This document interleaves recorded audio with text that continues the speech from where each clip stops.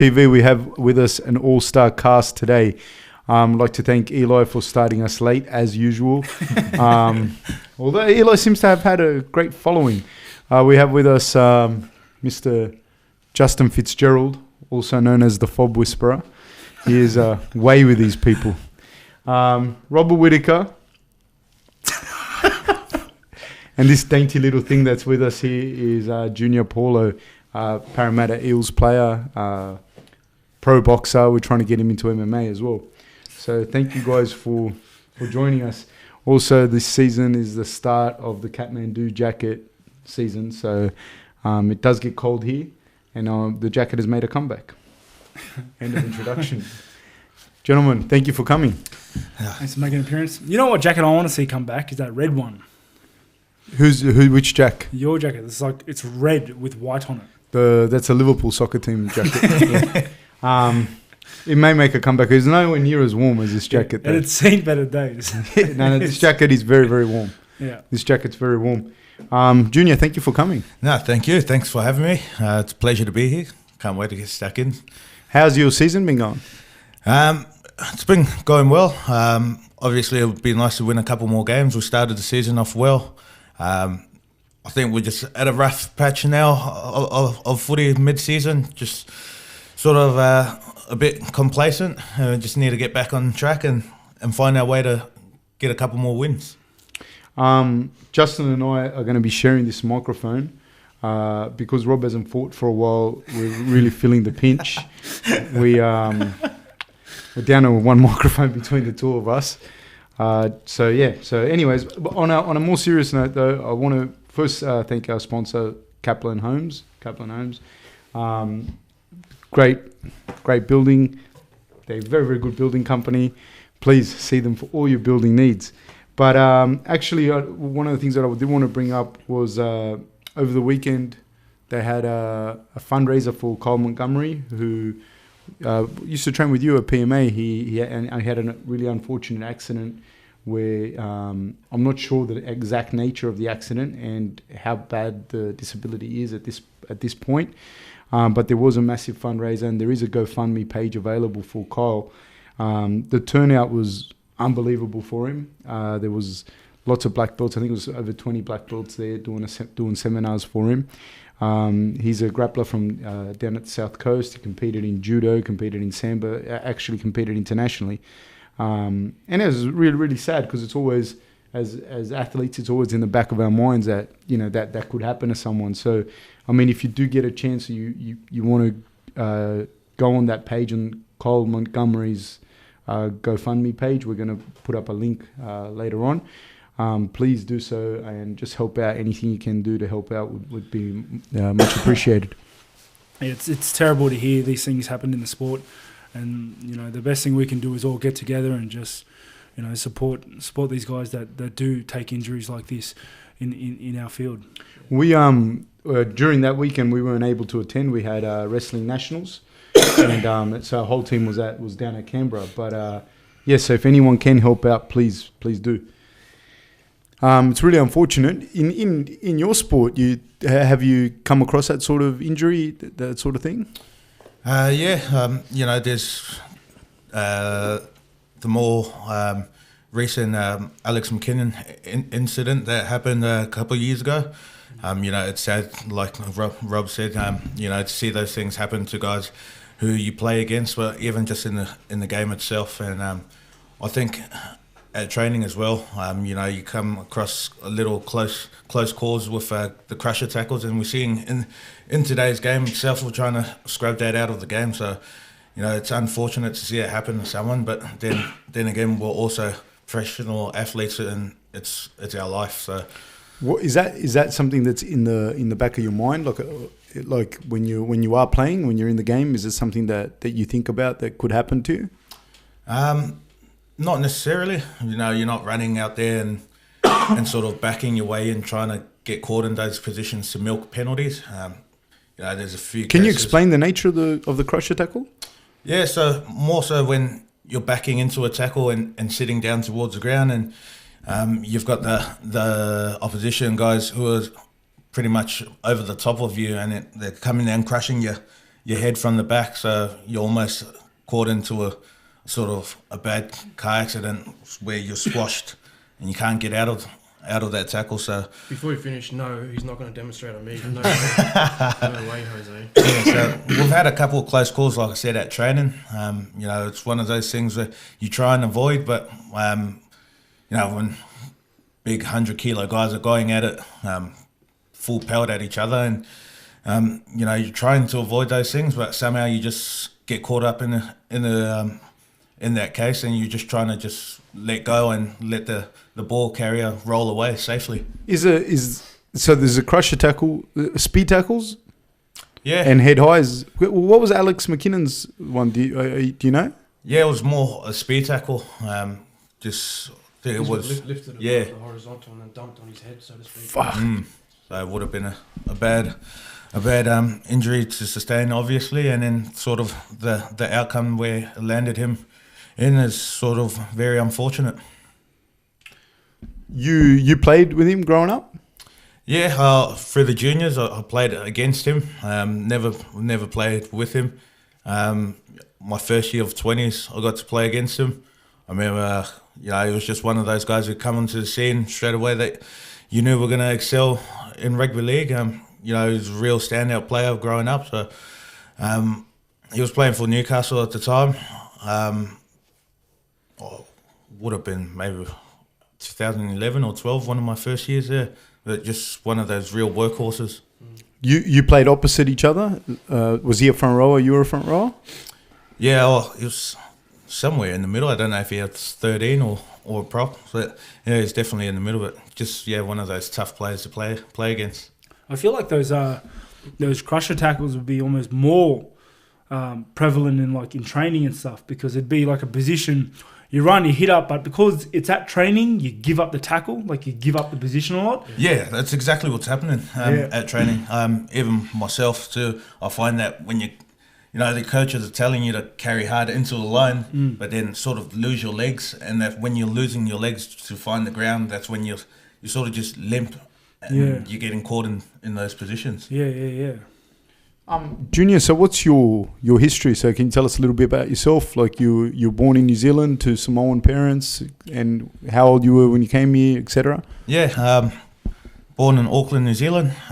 Moved over 97, 98. Moved to Liverpool, Ashcroft, and pretty much been there ever since. Fun fact, Fab's an Ashcroft boy as well, so you two are forever linked. Actually, myself, Junior, and David Roberts all graduated from Ashcroft High School.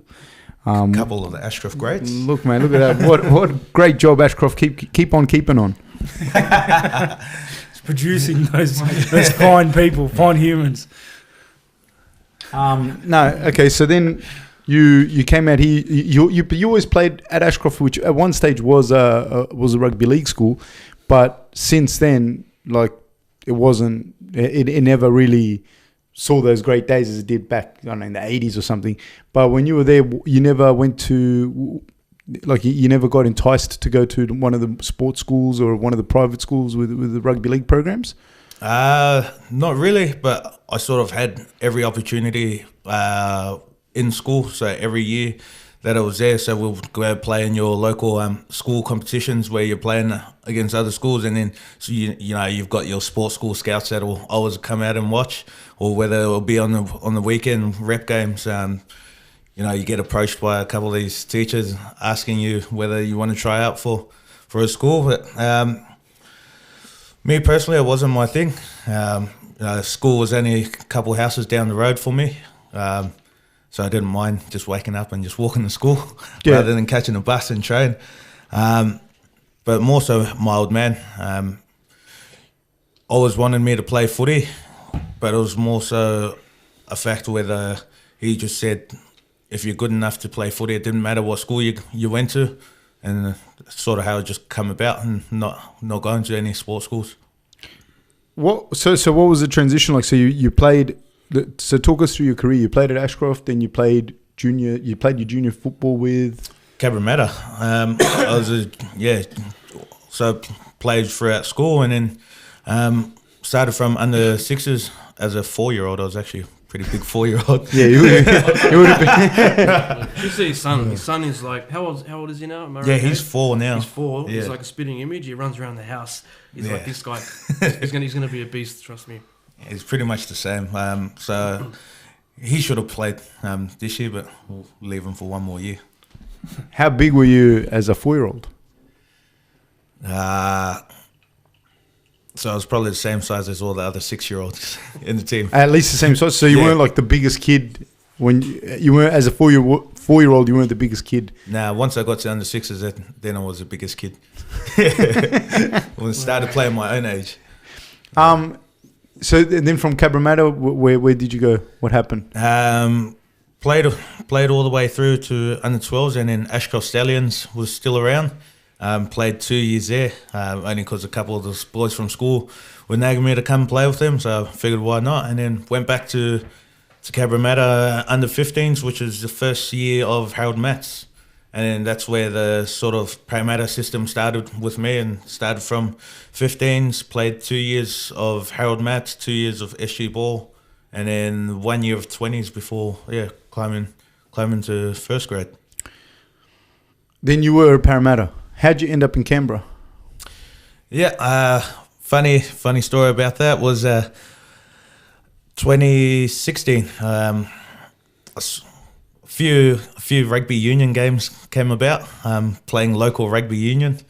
Oh, that was you. Oh, yes. Yeah, without the headgear now. So the club was going through a bit of strife at the time with salary cap dramas, and then.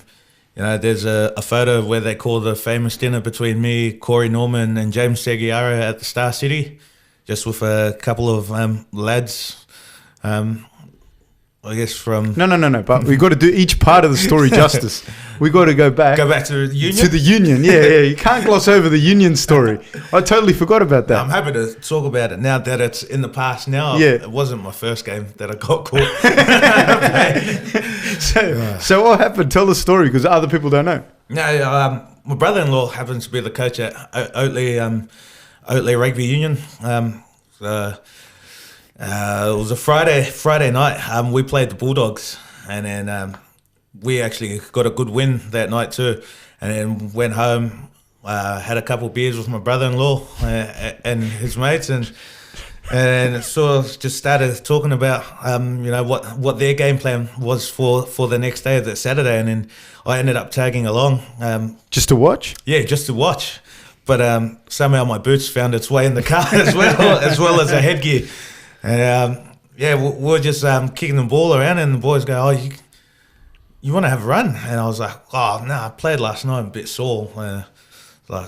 It's just for a laugh, and at least we can say we've played with a first grader. This is what they said. And then ended up, I jumped on the second half for third grade. And just yeah, but it was more so just for a laugh and hanging out with the boys. And then so we finished that game and we won. No. And then second grade coach walks over and goes, "You switch to back up." Won that game. First grade coach comes up and asked me to back up for first grade. So I ended up playing the 3 games that one day. And then and so did you think no one would recognize you? Did you think the headgear would do it? Because you're not an inconspicuous person. You're a big fucking guy. Yeah, I think second grade game. That's when I kind of figured I probably shouldn't. What were your performances like? Were they giving you away? No, I was playing inside centre. I was more just mucking around. 10 tries. Probably ran about 300 metres. Not 10 tries. I didn't score any tries. He didn't want the gloss or anything. Yeah. Did you dominate the game? Nah, not really. It was just more so I just wanted to hang out with the boys. And so what happened from that? Photographer that was there for local rugby. I think he saw through your disguise. He snapped. No one there noticed who I was. Nah, really? Really. So I was more. Were you very young? Were you young? Yeah, I was more so coming. still was trying to establish myself as a first grader. Right. So and then so he snapped a shot, and then I guess someone must have picked it up and noticed it was me, and then ends up on the paper, and then get a phone call from the Daily Telegraph wanting to know if it was me or not, and then the club find out. Did you tell the Telegraph it was you? No, I just said speak to the club. Because they ended up calling me maybe 5 minutes after the story had dropped, and then it just happened to be a good thing that there was other dramas that were happening at the club, so it sort of got swept under the rug a bit. That was when you were with the Eels? Yeah, when I was at the Eels, so they were going through their salary cap dramas that year. And then, so it was sort of the first strike, and then second strike was a dinner. No, we're not done with the first one. Because I want to know what do they say to you? What happens? Like, is it a breach of your contract? I'm just curious. Is it a breach of your contract to play for the rugby union? Is it? Yeah, it is. At the time, in the lower levels. Yeah, at the time I didn't know. Okay. But yeah, like I said, there was the salary cap stuff that were going on, so the club didn't worry too much about it, and it just happened to get swept under. What they say to you? I remember walking into the coach's office, and she said, he told me off a bit, and then just said, make sure I don't do it again. And that was it? Yeah. It was I guess, more madness that was happening around the club. So when did you think you may get caught? When you were doing it, when you were suiting up and warming up, did you have any inkling you thought, maybe I shouldn't do this? Maybe you thought it was like suiting. Maybe you thought, I'm Junior Paulo. He puts the headgear on. He goes, I'm James Smith now. No one's going to notice. Yeah, I was actually going underneath a disguise name as well. So, What were the boys calling you? What was your disguise name? Fraser. Fraser. I was getting called Fraser. Yeah. The funny thing about that is John Hopewadi has done that previous, yeah? He did it he went and played with Manly against the Two Blues back in the day, I remember. Yeah, well, that's what popped up when I had to face the media a couple of days later. And then it was funny enough, they brought up John Hopewadi, and he actually played local for Parramatta at Two Blues. Yeah. I'm sure a ton of players have done that. And just some were fortunate enough not to get caught at all. Yeah, that I know of, yeah. Did Hopewadi do that at the height of his career? Or towards the back end? No, I think it was towards the back end. I remember the game. They played Manly at Parramatta, down there at Granville. Not at Granville, at... Granville Park. Yeah. I was down there that day. Trying to go to the bathroom. Everyone knew it was him. Yeah, because... he did the same thing, didn't he? Did he wear headgear? Nah, he went without the headgear. But John Hopewadi would have, everyone knew who he was. He's like a legend of the game. Yeah. Okay. Sorry, Junior. No, but Junior was young and he was up and coming. He said so himself. So that was your first strike with Parramatta. So they didn't tear up your contract. They just said, don't do it again, Junior. Yeah. Okay, cool. And then? There was the famous Chinese dinner at Star City. Me, Corey Norman, James Seguiaro. So it just blew out a photo that we sort of just uploaded on Instagram. It was dinner out with a couple of bikies. It's one photo you just want to take back, but then at the end of the day, it just becomes a lesson for us. But was it people that you went to school with, like friends that you had from back in the day, or? No, so it was a couple of guys who were Para fans, been around the club, come out to a couple of games, and then we just said they wanted to take us out for dinner, and we just said, yeah, why not? Well, to us it was just a dinner, but then once the photo got taken, and police had a look at the photo and knew who the characters were in the photo, that's when it sort of just got blown up. And as a young person coming through, how much of a learning curve has that been for you? Massive. Only because I found myself down at Canberra after that incident. Well, for both of you, I suppose, when did you, maybe that was for you, but feel free to answer it. When did you, maybe was there a landmark moment where you went, you know what, I'm not free to just do whatever or whatever, there's going to be, I'm not like you have different consequences to your actions and say I would or for yourself. Like, I don't know, if I went and had the same dinner with the same people, took a photo, nobody would care. But at what point did for either of you guys did it go, okay, fuck, things are different for me? Yeah, I guess like for myself, I'm very fortunate. I was very fortunate for the fact that like I've always been pretty straight and narrow. Like I've kind of always conducted myself like pretty responsibly. Like I've tried keeping myself a good role model, because I have tried always keeping an image like I want to be a role model for my kids, or before that was just I wanted to be a role model. That's just like kind of how I want to use the spotlight, you know. But that only goes so far. And I guess the second learning curve was when me and you, Fab, started working together, and you outlined a few things, and we went through the graph of the highs and the lows of the inverted you. The inverted you. So like the more successful you are, and the higher your rise to stardom is the steeper the curve down, like the steeper the fall. And it stuck home. Like it struck home. It really did. And just from that point on, like working with you and then working with the team and how we conducted ourselves, it's always kind of been streamlined after that, you know. And another thing is, like when we first started working together, like the team was built around that kind of system. So it's like we didn't let anybody in. We only worked with guys with like minds. Like after I met you shortly after Justin, and we were very like-minded. Yeah. And then after that, we met other guys, and then the boys that came into the team, and the people we said no to, and the people we said yes to. Like they're all built around the same sort of system in place, and it's good now because we don't encounter these problems. Yeah, just setting high standards. I think having high standards, maintaining them, that's what it's about. Because you see it all the time. Footy players, all kinds of people get in trouble, and it's common sense really. But I don't know what goes through their brains when they're doing it. But again, if you have high standards, and you got that team bond and stuff, you know what's required of each other, you know, and you're reminded every day. So, you know, there's no excuses. But everyone learns. We make mistakes, but 100%.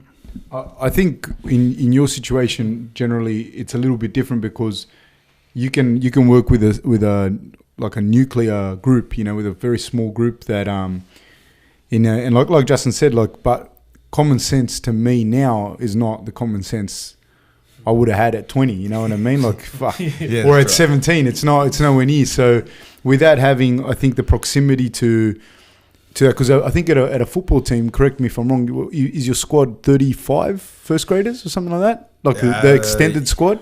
You've got your top 30, and then there's about 40, 42, 43. Yeah, and a large percentage of those guys would be under 25, under 24. Yeah. So, and you got maximum 6-7 coaches maybe, and you would have, these guys would be coming from literally all over Australia, if not, you know, England and New Zealand. So it's a lot to look after, and if you don't have people that are going to say to you, hey dude, like these guys might be and you know what the problem is as well, even the guys you took the photo with, they might be good guys, and they might not have had anything in their head other than let's take them out, let's have a feed, and I'm going home.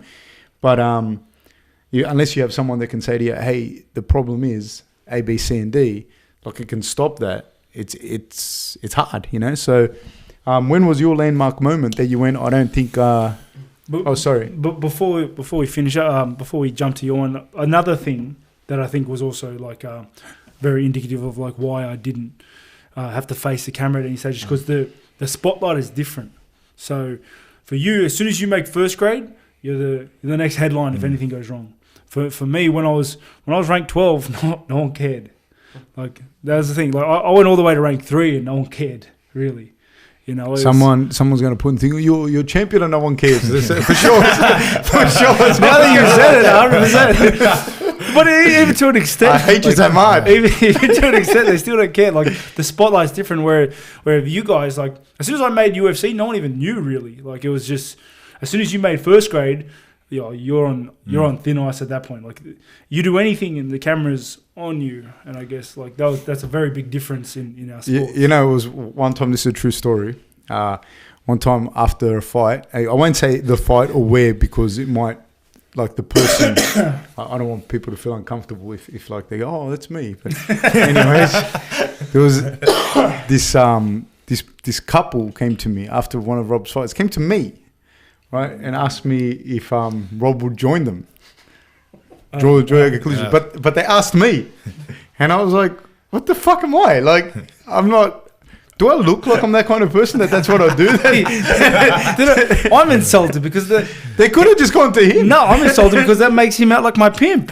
They came to me and they said, like, you know, I won't say exactly what they said, but they said it. And I was like, the whole time I was insulted, I was like, do I look like Take that as a compliment. like a pimp? like I fucking peddle people for fucking sexual favors? I don't know. No, so your landmark moment?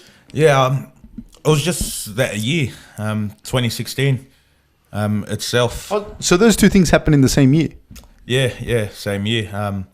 But prior to that, 2015, there was another off-field incident, which was actually my first strike. Was a road rage incident that happened, which is something that's way behind me now. Do you suffer from road rage? I did. He's cured now. It's cured. Yeah. Everyone take your cars back out. It's safe. The 18 months off the road cured me. What happened? 2015, I was going to pick up my partner. How old were you? At 2015? Yeah, 4 years ago. It's 20. Okay, so you're 20 years 21. old. 21. Yeah. Yeah. That's still very young. That's like a young guy. Yeah, I was going to pick up my partner from work. She's doing afternoon shift, reception job just out at Homebush. She's heavily pregnant at the time, and it was about 10:30 at night, and we were just driving back on the M4, and then we're on the right lane, so the overtaking lane. But it was still a fair bit of traffic during that time, because it was through the roadworks, but we were just on the right lane, and old matey was maybe going about 70 on the right lane. So he was in front of you? Yeah, he was in front of me, and then I just started slowing down, and then just high beamed him, and then he started brake checking me after that. What's brake checking? So we'll speed up, and then wait for me to come up closer, and then he'll just slam on the brakes, and then done it a couple of times. Oh, so you couldn't get around? Yeah, so I couldn't get around, and then I was trying. My partner was telling me to stay calm, and I just started building up, and then after a couple of times, he ended up moving out of the way, and then stuck his finger out and started mouthing off. But my missus' window was up, and then she was just telling me to drive. But there was another car in front of me, so then I got fed up at him, who was still beside me, just carrying on. And he was still going off at you? So was he a very big guy as well? I couldn't see. Well, my windows were tinted, like really tinted. No, but after you, is he a big guy? Average. Like my size? So this guy was just taking the lucky dip when he was... Yeah. All right, go on. Yeah, and then... So that's why you don't stick your finger up other people. Yeah. Rolling the dice. Yeah. Mr. was just telling me just to keep driving, and mind you, at the time was sort of a bit of a hothead. And I ended up slowing down, going around 3 lanes, down the emergency lane, and then ended up cutting off 2 lanes, parked my truck sideways on the M4, and then just blocked them in, and then, So he couldn't get out? Yeah, so he couldn't get out, and then... What kind of car were you driving? Ford Ranger. Okay. Yeah, and... How'd you block him in again? Yeah. You said it so well, lanes. like I couldn't even visualise it. There was 3 lanes, I was slowed right down, crossed over the 2 lanes, went down emergency so I could get in front of everyone, and then just parked my truck sideways. If you took that much effort to hide your identity in the rugby union, there wouldn't have... There's a lot of planning. It would never have... So you just blocked the whole M4? Yeah, pretty much. And then hopped out, and then sort of tapped on the window and wouldn't put it down, and ended up smashing it. Oh, you smashed the window? Yeah, and then... With a punch? Yeah. Did it hurt your hand? Didn't feel it at the time until I drove off. But you did break your hand or something? No. It was just more so the cut. Oh, you cut your hand open? How bad? Couple of stitches, but it was all good. Your hand's fine now? Yeah, all good. But Did you, once you broke the window, did you hit him? Yeah. Yeah. You hit him with the one punch? Or did you break the window, then hit him? Couple punches after, but then, yeah. Fuck. And just landed myself in hot water after, a couple of days later. How bad are you talking about? Actually went out for a family day a couple of days later and then get a phone call from my mum that the police are out the front. Oh, fuck. Yeah. It's terrible. Yeah, so just... But not unexpected, sure. Like, Yeah, surely no, well, yourself, yeah. like at the time, you would have been like, No, yeah, as you're driving off, now that you've done it, you're like there's a probably fair- should have done that. No, there's a fair few people who hopped out, but I just hopped in the truck and we just drove off. And it was more so one of those situations where I just see red.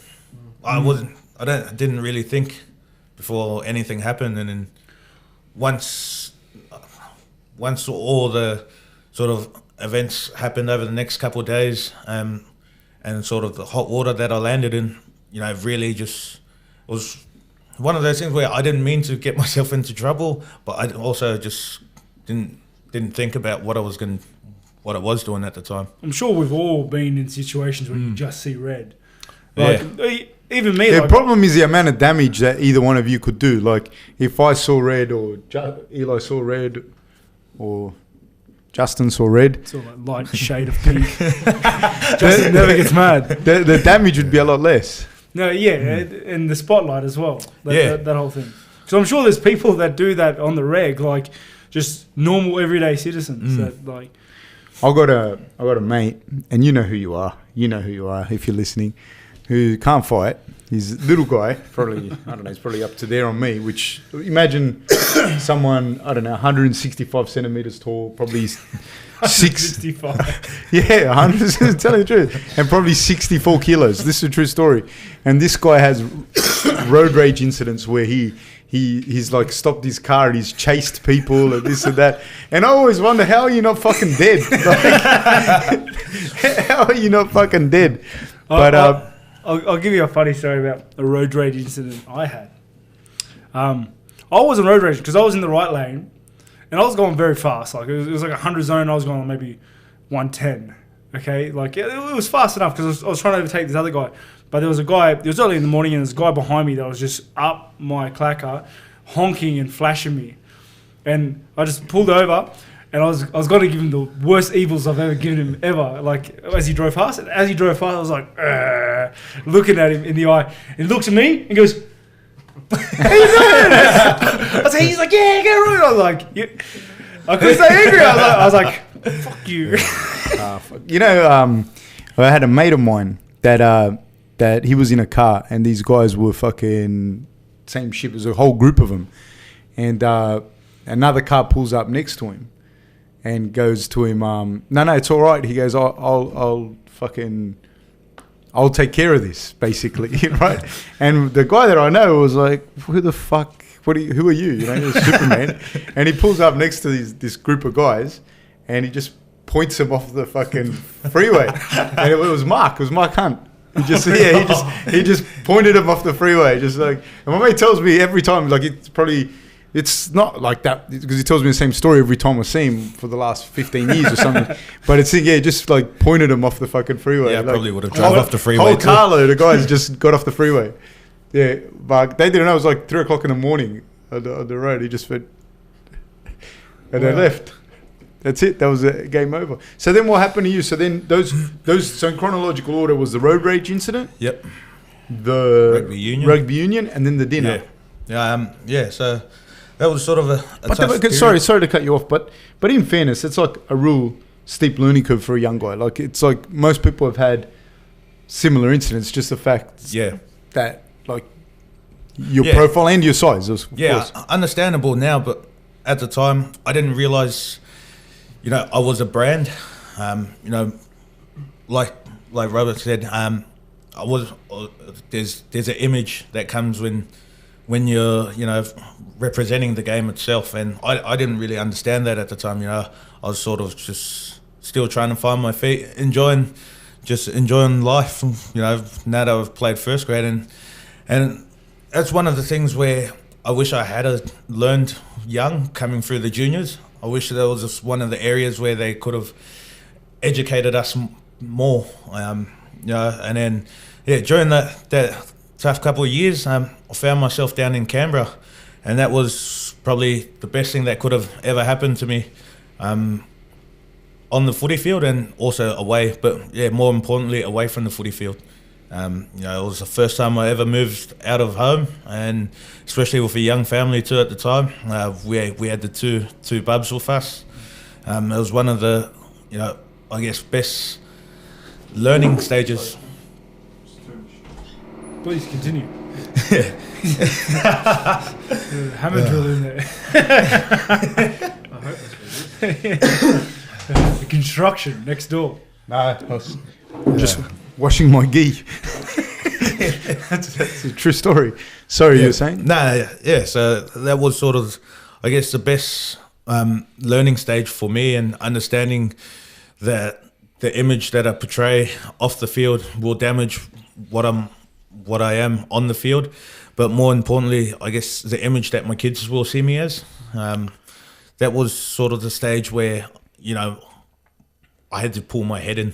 Rugby league has always been my life. Coming through the ranks, that was all I ever knew. And it was one of those things where I put all my eggs in the one basket. So I guess without footy... Sorry, who's...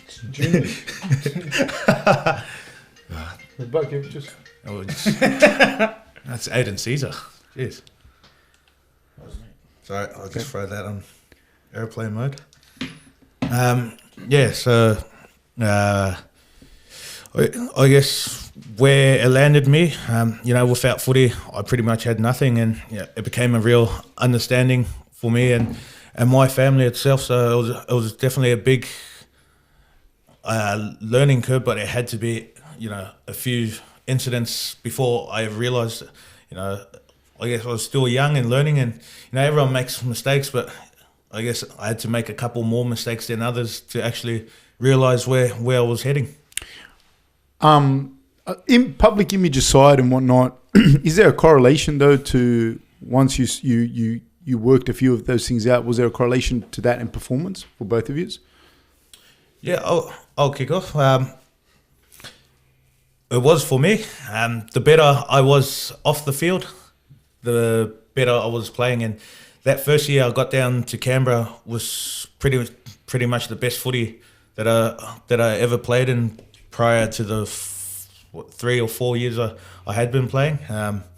We ended up going one game short of a grand final. Was that when you got the Canberra Players Player of the Year, the whole year? Was it the first or second season? Second season. So 2017. you played 2 really good seasons then. Yeah, so that's exactly how I sort of took that learning curve away from footy. The better I was off the field, the better I was to perform on the field, and that was the first thing I had to get in order. Yeah, and I was exactly the same. Because before I started working with you and training here in Australia a lot, I was out traveling around. I was trying to train overseas a fair bit. I wasn't spending time with my family. I wasn't taking it as serious nor as professionally as I should have been. So once I came back to Australia and I met yourself and we started bringing everything in, and I started acting more professional. I started. How I was conducting myself out of the octagon was very much similar to how I was conducting myself inside the octagon. So it was very important for me to just get everything in balance, everything aligned, and my performance just went straight up. Like you can literally see it. It was like loss, then win. You said something interesting. You said that you wish that more time had been spent for you as a junior coming up. Explaining to you what I guess what was going to come. I'm paraphrasing, but is that more or less like you understanding as a junior coming up what was going to happen, like the fact that you were going to become a brand that is that accurate? Yeah, you can't prep for first grade. You're playing all through your juniors, and then just I guess one lucky shot you get thrown in the deep end. And you got to be able to take that opportunity with both hands and take off. But then you're not understanding all the pressures that come with it, and also the distractions, which were the main things. That's one side of footy that a lot of others don't actually see, is the pressures and distractions that the players come across once they're facing being in that public image.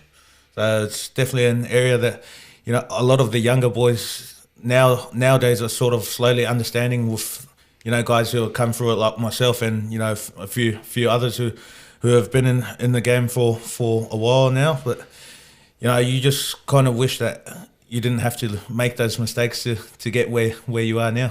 The problem is, like, when people go, everyone makes mistakes and da-da-da. The problem is that, like, you don't really have, and I agree, everyone makes mistakes, but the problem is that sometimes some of the mistakes you might not be able to come back from. Like, let's say if you'd actually hurt that dude, hurt him bad, like, you could end up in jail, whatever, you know what I mean? Or if anything, or sometimes you don't get the opportunity to make the mistakes, because you make one and that's it, So one of the things that I find interesting is when I look at people like yourselves, like Rob and Junior, and to a lesser extent Justin,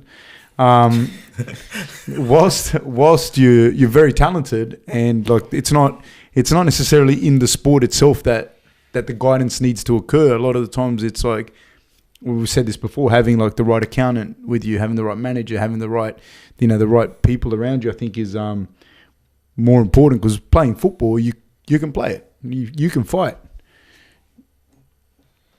you can play you can play football and you can fight. Fire today. Go on, carry on with your little show. How'd you end up boxing? Did you come back, or did you box when you were in Canberra? Hey, just quickly, before we start that, did you hear about, what are your thoughts on Yoel Romero's big windfall recently? Before we get on to Junior's boxing, his fighting, which is a good story. Oh, we can segue into his fighting, of course. Yeah. Did you hear about it, Eli? 27 million. 27 million. Yes, I did. My opinion on it? Yeah. I think one, congratulations. I hope he gets it. Two, I don't know what supplement company realistically would have the money to be able to pay that. So unfortunately, he probably won't see any of the money. They'll probably go bankrupt. I'm not a lawyer or anything. I'm just guessing. Although, I do have an education from Ashcroft High School. That's something the one thing that I think that rises to the forefront with that is that then, and let's give Romero then the benefit of the doubt that it was unbeknownst to him. He didn't know. He took the supplements, and the supplements were tainted. So, but unequivocally, then he was under the influence of performance enhancing drugs, which help with performance, obviously. So then, unequivocally, he was on performance enhancing drugs. My question then is, take someone like Jacare, who lost that fight, but by a very close split decision. Then Romero popped hot. Now it's like, okay, blah, blah, blah. What kind of windfall does he get? Can he sue that company? I don't know. I'm asking for all you solicitors out there. Must be thousands of solicitors that watch our show. So, if not hundreds of thousands. Hundreds, maybe millions. Potentially. Does someone like Jacare then say, well, my life got derailed? Yeah, his life... Exactly as you say, his life changed the moment he lost to Romero, because they were fighting for the title shot. People don't realise it's not like that one loss. It changes the course of his career. Yeah, well, because it's like one loss and that's it. You're back at the top of the food that chain. Fight, which on the record is still a loss for Jacare, which I think should be under revised at least. Yeah. Was that fight in itself was very close to the wire. Jacare lost that fight, but if he were to have won that fight, he would have fought Chris Weidman, which he just beat recently. Yeah. By the way, that's not Romero's fault. Yeah. But if because Romero didn't take financial loss for any of the fights, he won them. Yeah, he won them. He got bonuses. Like he had a path of destruction through that division. So he he actually didn't lose any money, but there were fighters that fought a guy that was obviously on gear, and like it's more than proven. So what happens to them? Yeah. What happens to Rockhold? Rockhold almost got killed. And remember, this isn't on anything on Romero. This has nothing to do with Romero at this stage. This is like a problem, a beef with the other fighters versus the supplement company that led to Romero's superhuman prowess, and the company itself. Like how are we going to deal with this, and how are we going to deal with things like this? Because exactly as you said, like Romero, who again, because I know there's listeners out there be like, oh, you're a piece of, like, just going off of me. Probably Adesanya for some reason. There are, like, Romero derailed a lot of guys. Like Rockhold still hasn't fought yet. Well, you and Romero both haven't fought after your fight with him. Yeah. After the last fight. For whatever reasons, like there was other things not, there was your stomach as well, but still you and him haven't fought since. Yeah, like, yeah, he's a hard guy. Like, so like, yeah, like, if, I don't know. Romero hasn't fought because Rob broke his face, right? Rob broke Romero's like, so. Yes. So the damage that Rob did. But then something happened to Costa as well after. Yeah. So it was like, but even then, he was out for a bit. We had a hard fight. But has there been any information about the supplement company? Because I myself wouldn't mind some supplements. If they're the ones Romero was taking. If they make Eli look like Romero. Yes, please. If they're giving him out. Do I have to go to Cuba to buy them? I don't know. When I read it, it wasn't like a massively well-known company that I know of. I could be 100% wrong.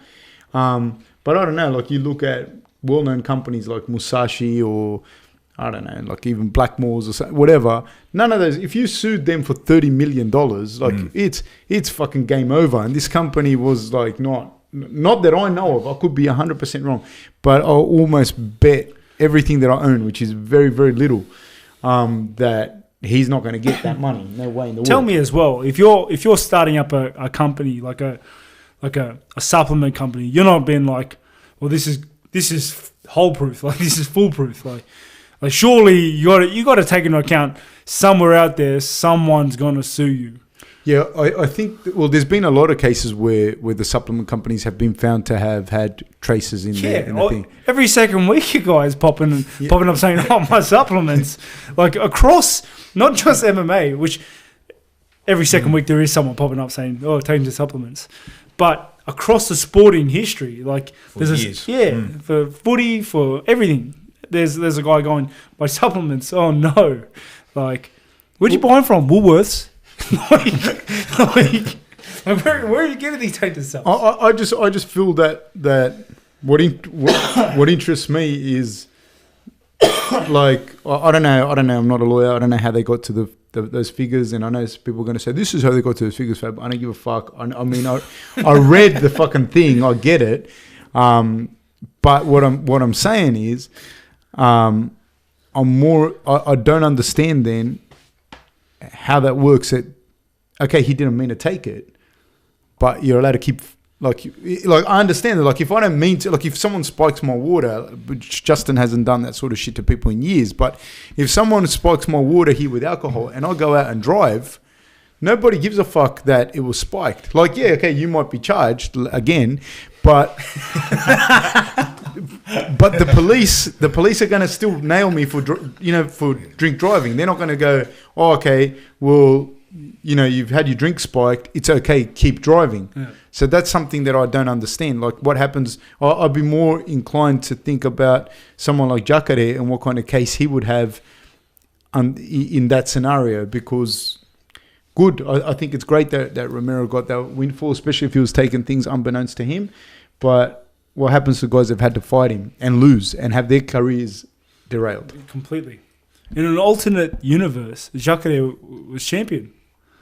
Yeah, could well have been. Do you know what I mean? Or Rockhold. Yeah, 100%. Like it's crazy. And these are guys like Jacare had been a champion at Strikeforce. Rockhold had been a champion at Strikeforce and in the UFC. So you're not talking like pipe dreams. These are people that have been right up there. That have that championship stuff. So yeah. So Jacare's champion and I'm a Sparky. Alternate universe. That's Alternate universe. maybe. Yes. No, well, on the topics of fighting, before we get to your fighting, actually, you were in Canberra, and so how did it happen that you decided? Because that, like Justin said, you had really, really good seasons. You won the best player in Canberra award, kind of thing. No one wants to live in Canberra, anyways. And then, what made you go, I want to fight Paul Gallen of all people? 'Cause Paul Gallen's a tough guy. No, I didn't actually go out looking for the fight. That 2016 year where I moved down to Canberra, I was coming back to Sydney, and I actually just started going a couple of sessions a week whenever I was in Sydney at the gym, stand strong there with Justin.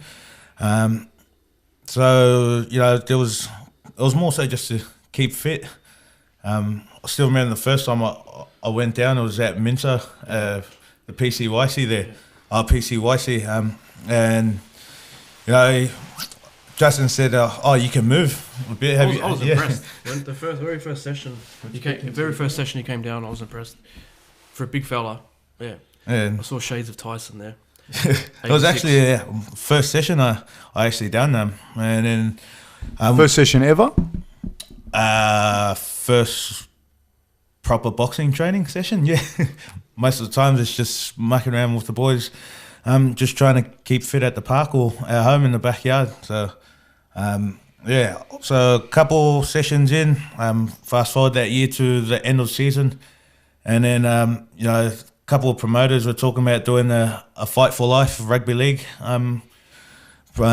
charity night. There's a couple good names that they've rattled off who wanted to fight Gallen, and then no one said yes to him. And then the opportunity just had to come up when it was actually my old team manager at Parramatta, who was actually one of the promoters there, who got in touch with me and asked me if I wanted to fight Gallen. Well, it was actually, do I want to fight at the end of the year? And I just said, yeah. I didn't know who I was fighting. I was just like, yeah, I've always wanted to just jump in the ring and get a feel for it and experience it. I've always wanted to tick that off the bucket list, to actually fight professionally. And then, I think we were about 3 weeks into a training camp when they actually confirmed it, that it was going to be Gallen. So, I was pretty much just, went from there. And I was at home one day, and Junior messaged me, and he said, hey, Just, I've been asked if I want to fight Paul Gallen. And I said, oh, really? Cool. And he said, oh, would you be interested in training me? I said, of course. Why don't you come down the gym and we'll have a chat and we'll do a session. And it just went from there, Yeah. I've always been known that I can punch when I'm fighting a punching bag and knowing that it's not going to hit me back. Or a window. Yeah, in that case, a window, yeah. But, it was just always something I've wanted to do and just experiencing. I was lucky enough to get through that, 3 rounds with Paul Gallen. But I saw that fight. He did really, really well. Gallen did he give Gallen his best fight, you reckon? Yeah, I think so. Gallen was about 4-0 or 5-0 at the time. He was ranked number 4 in Australia, as a heavyweight. If you can believe that. And Junior had 0 fights, 0 amateur, 0 professional fights. And we just spent 7 weeks training, and then he was fighting Paul Gallen. So, hats off to Junior. Hats off to Junior. That was good. Yeah. That was good. Only our devout listeners will get that. I was super proud of him because, footy players get a bad rap. Speaking of Justin Hodges recently, and they get a bad rap in boxing because of who they fight and blah, blah, blah. But boxing trainers who have been training old school guys for 20, 30 years, promoters were messaging me the next day and calling me, phone calls, messages, and they go, mate, what did you do with Junior? I go, what do you mean? He goes, because, he looked the part. He did really well. He had Gallen in trouble. Just the experience and the fitness might have let him down in the last round. But, they said, mate, good job, both of you guys, because even a good friend of mine, Ben Damon, who's a big name in main event and stuff. He's over in New York now interviewing Anthony Joshua for the fight and stuff. So he's a sort of a big name in boxing. he was the one commentating for that night, and he said, "Oh, he's in the beginning. You can hear him go, wow." He goes, "Junior looks like he can move, like he looks good," and so we put a lot of work in, and he turned up every day. He did not miss a day. So each week that we trained and we went through, I just got more and more confident. And he was sparring guys, he was dropping guys and sparring. He was doing everything I asked of him, and each week we got more confident. And I honestly thought, he's got a chance against Gallen. And then in the second round, he wobbled him, had him hurt. And then the bell went, and the last round, I think he just, it all went out of him. Yeah. He tried his best to finish him, and it didn't happen. But and he loved the experience. So, What did you think when you wobbled him? I think it's just the first time I'm actually talking about the fight. I don't know. Once I sort of seen him, I guess, stumble back, I just wanted to finish the fight there and then. I probably wasn't patient enough. Saying that now that, post the fight, but during the actual fight itself, I was probably already celebrating in my head. I'll probably have taken my time back. Probably would have just been more patient with that. That's experience, though. Rob. Did you, as they say, blow your load? Well, he came back after that round. I go, "Junior, it's the last round," and he said to me something along the lines of, "I'm gassed." He goes, "I've got nothing left." So he and blew his load. I said, "Junior, you know what? Just get through it. Just tough it out." I think that's all I said. You just got to tough it out, because you're not going to be like, you're not going to have the energy or the gas or whatever. Just tough it out. And he did. He did. That comes from lack of experience. Though. Everyone does. If there's one thing I can take away from that fight, I wish I had a amateur fight just to get a feel for atmosphere. Yeah. You yourself, you've been in that many fights now, but I've always wanted to just I guess train for the actual fight night itself. How were the nerves?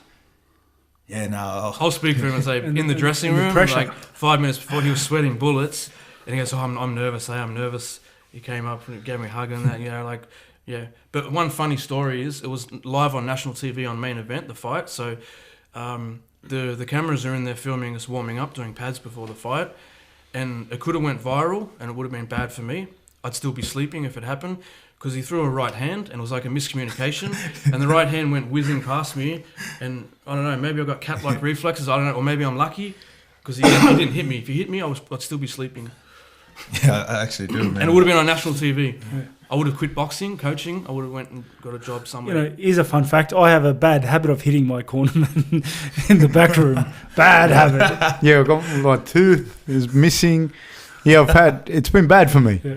I've chipped his teeth. I've rocked him a couple of times. Yeah, and there's, for people like, there's a notable size difference, like almost 20 kilos between us, and he fucking hits me. But it's not on purpose. It's not on purpose. Well, he hit me too. Remember that day in the gym? We're moving around together. He's only got hand wraps on, and he hits me with the right hand like there. Yeah, straight down the barrel. He goes, "You're right. You're right." I go, "Yeah, I'm all right." Yeah. Did I do something wrong? Are you upset with me? he hit me nice and clean. What were we filming for? We're filming for something. Oh, I don't know. I think it was in Vegas.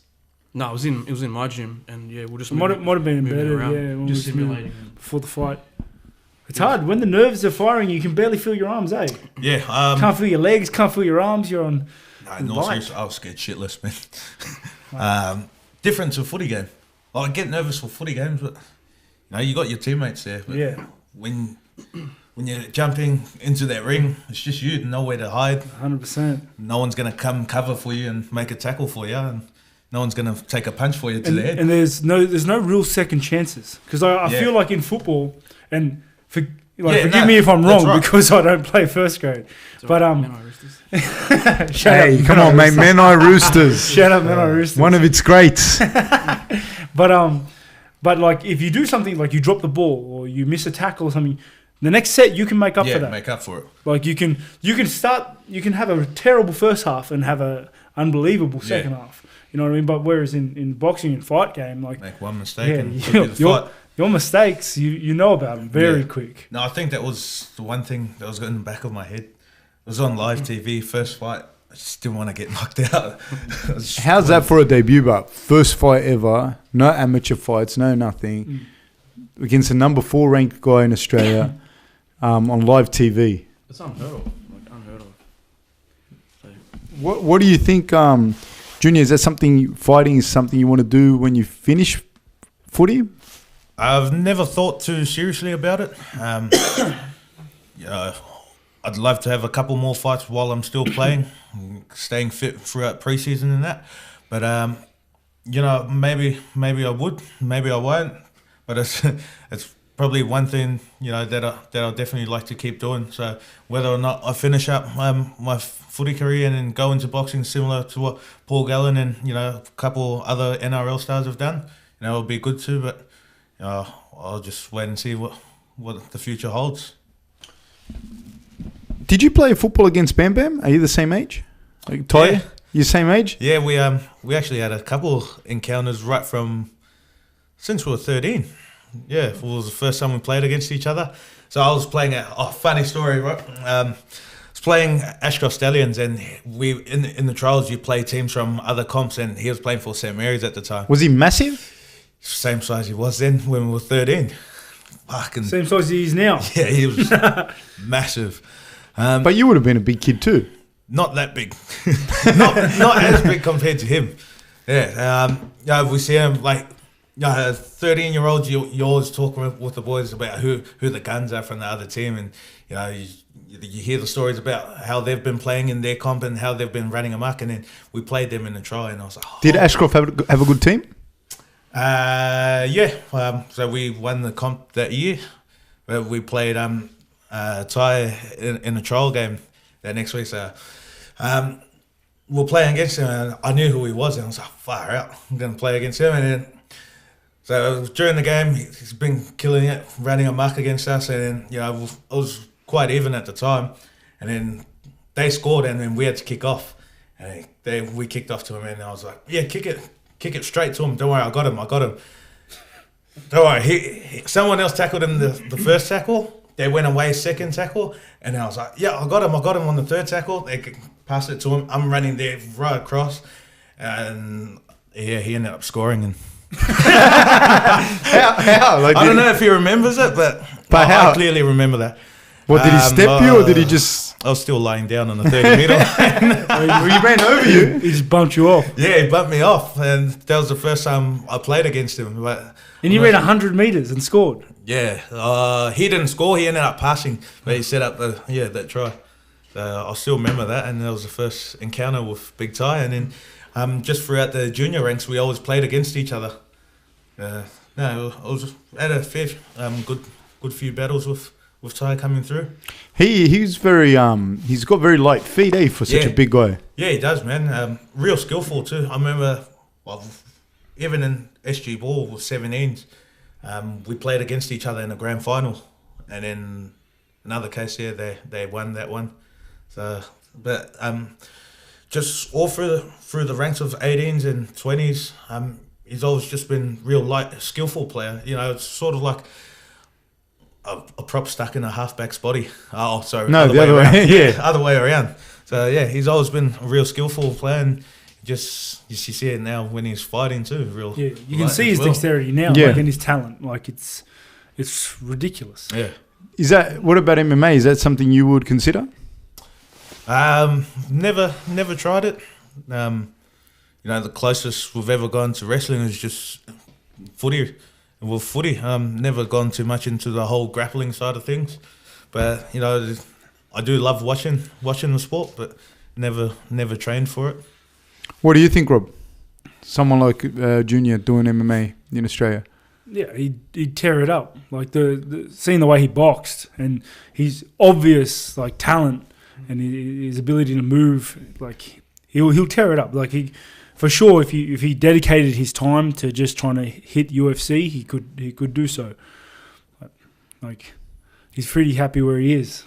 No, I'm not saying to leave football, but I'm just saying the talent's obviously there, because Definitely. The way he boxed in your first. If anyone hasn't seen it, please watch Junior and Paul Gallen, because it was good for a first fight. It was pretty crazy. Ridiculous. Ridiculous. Like find like 9 out of 10 people won't be able to do that. get in front of the big lights. And 99 out of 99.99 out of 100. Who fought Justin Hodges? That was his first fight too, yeah, and he performed.